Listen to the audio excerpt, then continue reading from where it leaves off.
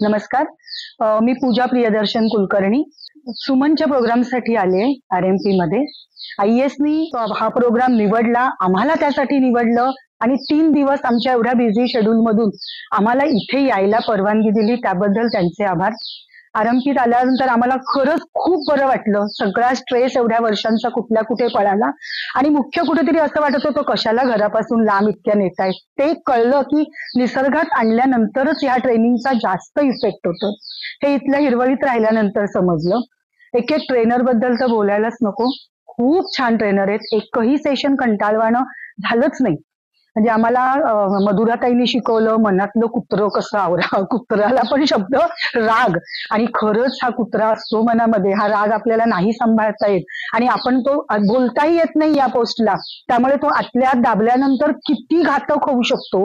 आणि ह्या कुत्र्याला आवरायचं कसं, मी याला आता कुत्रच म्हणणार आयुष्यभर आणि मनात आठवण ठेवणार की नाही हा कुत्रा गुरगुरतोय बरं का, त्याला आपल्याला सांभाळायचं. कळलं, मधुराताईकडनं कळलं. शिप्राताईमुळे मला कळलं की अरे ते मूड शेड त्यांनी जो दाखवला, जो मुलांसाठी पण मी घेणार, की माझा मूड सगळ्यात खराब कधी असतो, सगळ्यात काळा, सकाळी 10 ते दुपारी 2. मलाच विचार करणं भाग पडलं की या 10 ते 2 या वेळात मी काय काय करत असते आणि मी काय करू शकते. एवढाच माझ्या दिवसातला तो मूडचा जो आहे तो काळा शेड आलाय. आता याच्यावर मी नक्की काम करू शकेन आणि त्याचा मला फायदा सुद्धा नक्की होईल, कारण तेवढाच पोर्शन माझ्या आठवड्याभरातला आहे की मी रागावते. त्याच्यावरती काम केल्यामुळे नक्कीच माझ्या इफेक्टिव्हनेस मध्ये किंवा आणखीन माझ्या कार्यक्षमतेमध्ये त्याचा फरक पडेल.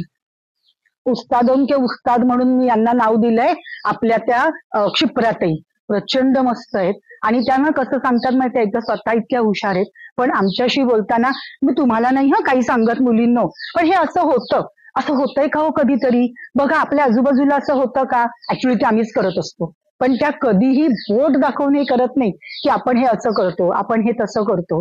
आणि म्हणून मला त्यांचं खूप आवडलं की आधी इन्व्हॉल्व्ह होतात, की खरंच रोजच्या आयुष्यात नाही काही गोष्टी जमत, पण त्या त्यांनी करून घेतल्या आमच्याकडनं, आम्हाला समजावल्या की ह्या चुकी आम्ही करतो. साधं पाणी, ढसाढसा ते पाणी पितो आम्ही, अक्षरशः रोज 2 ते 3 लिटर फक्त मेडिकल रिझन साठी पितो. पण काल जेव्हा 5 घोट पाणी ते प्यायलं ना, खरंच त्या घोटामागे प्रत्येक घोटाचा स्पर्श अजून माहित आहे. आणि पाणी हे खायचं असतं आणि ते खाल्ल्याने आनंद काय मिळतोय मानसिक, आणि त्याच्यामुळे स्ट्रेस किती कमी झाला हे कळलं. आज त्यांनी आम्हाला चॉकलेट खायला दिलं. ते पल्सचं चॉकलेट आवडीचं आहे, पण तोंडात टाकलं की चावून टाकायचं पटापट, कारण ते संपवायचं लगेच, कारण पुढच्या कामाला जायचंय, काहीतरी असतंच. पण आज खरंच ते आवडीचंच चॉकलेट मिळालं आणि ते चवीचवीने खाल्ल्यानंतरचा जो मानसिक आनंद आहे, त्याच्यामुळे स्ट्रेस मधून आम्ही बाहेर येणार आहोत.